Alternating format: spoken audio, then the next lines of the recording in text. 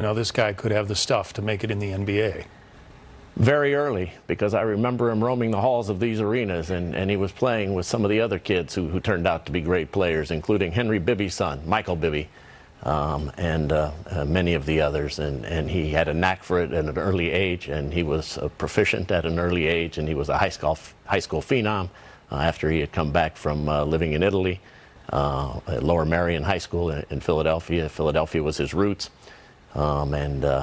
you knew from the moment that he got into the NBA that he was destined for greatness. And to fulfill those expectations, John, and to live up to that billing and to be able to achieve more than what people thought you should achieve, just was a tribute to his hard work, dedication, incredible myopic focus of the basketball player he was, and the incredible athletic excellence that he achieved. Yeah, you said excellence was really his goal. He didn't want to be famous. He didn't want to be rich necessarily.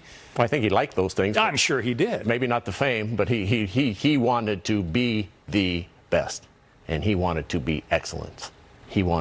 That was his goal. That's what he was trying to achieve.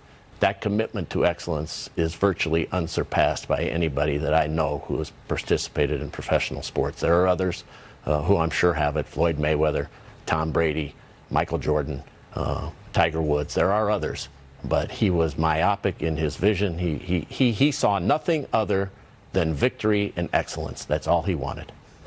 There are, in the sports world, guys that I'm sure you've covered who maybe off the court or off the field aren't necessarily people to be admired, but you can't say that about Kobe Bryant.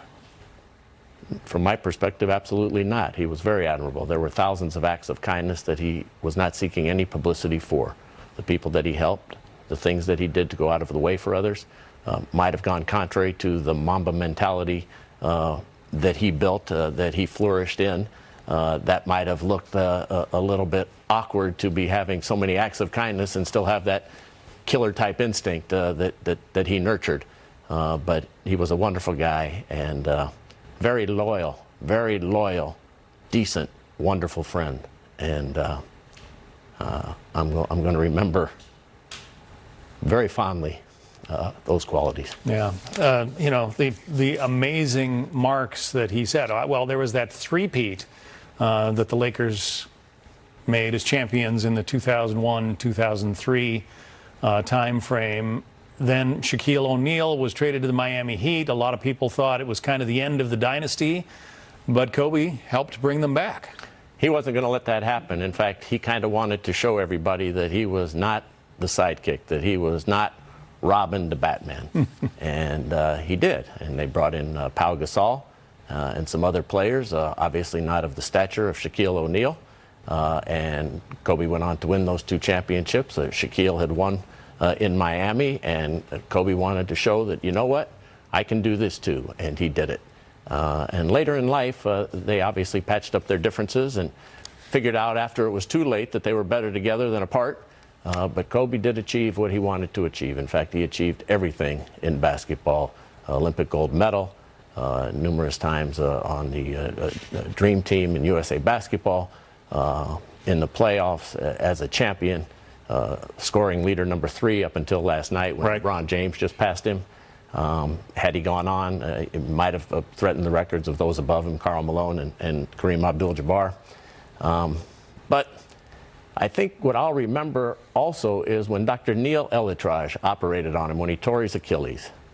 You know, he did not want that to be the lasting impression of him and his basketball career. That could have been devastating and would have ended, I would say, 99.9% of other players in the NBA or in professional athletes. He worked hard. The surgery was a huge success. Dr. Elitrage and his team found a way to put in the proper treatment. And Kobe not only dedicated himself to that treatment, he came back and flourished. Came back from the torn Achilles, but then had some other physical ailments that ultimately sidelined him, what, 3 seasons ago?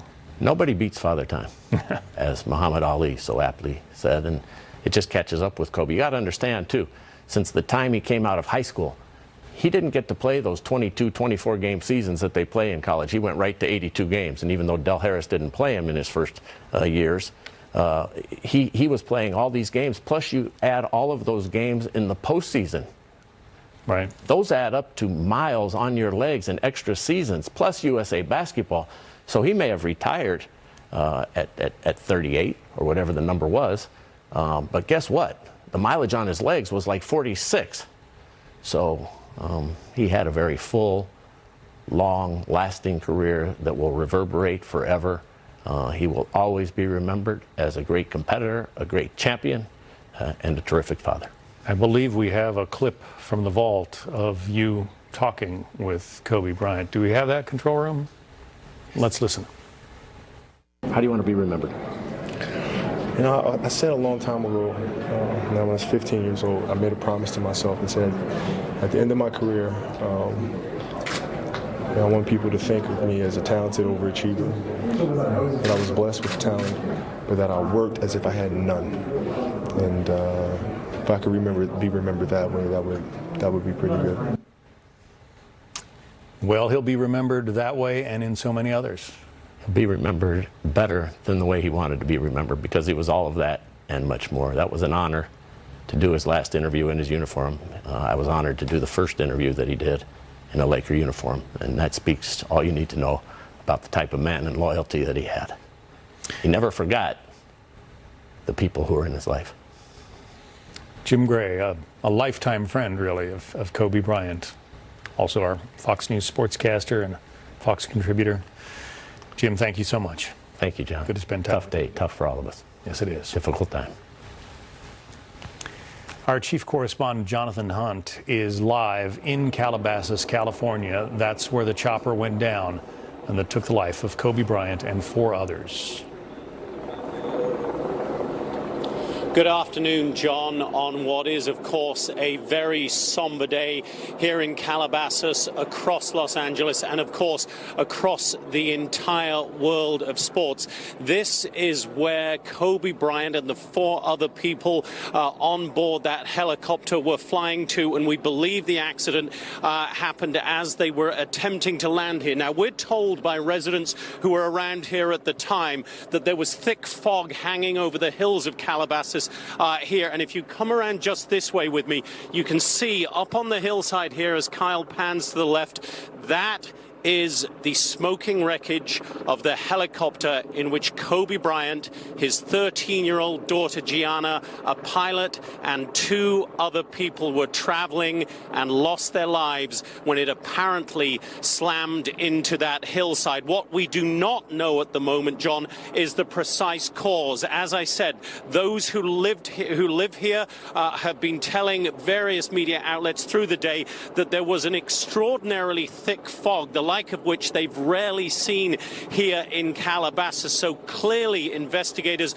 will be looking at that as a potential reason for this crash. Kobe Bryant was flying in a Sikorsky S-76 helicopter. Sikorsky themselves have released a statement expressing their condolences, as you would imagine, and saying that they will cooperate with any investigation that is ongoing here. The NTSB will obviously be looking into this too, but too early right now to have any definitive cause of crash. But clearly, weather may well have played a part. Over the last few days, we've had some very, very unusually foggy conditions here in LA, and that was the case this morning when the helicopter went down behind me here. And then as we spin around again, you can see some of the many people who have shown up here to express their sadness, to express their admiration, total respect for such a legend of the game of basketball. Many people showing up here. Also, I can tell you downtown LA today, John, at Staples Center, where the Lakers play, obviously, a lot of people showing up there. It's causing some issues because the Grammys award ceremony is actually at Staples tonight, but hundreds, if not thousands of people just want to be in a location where they can pay tribute to such a great basketball legend lost today at the young age of 41. John?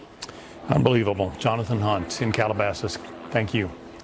For more on this terrible story, let's bring in Anthony Tall, certified NBA sports agent, also CEO of the Spire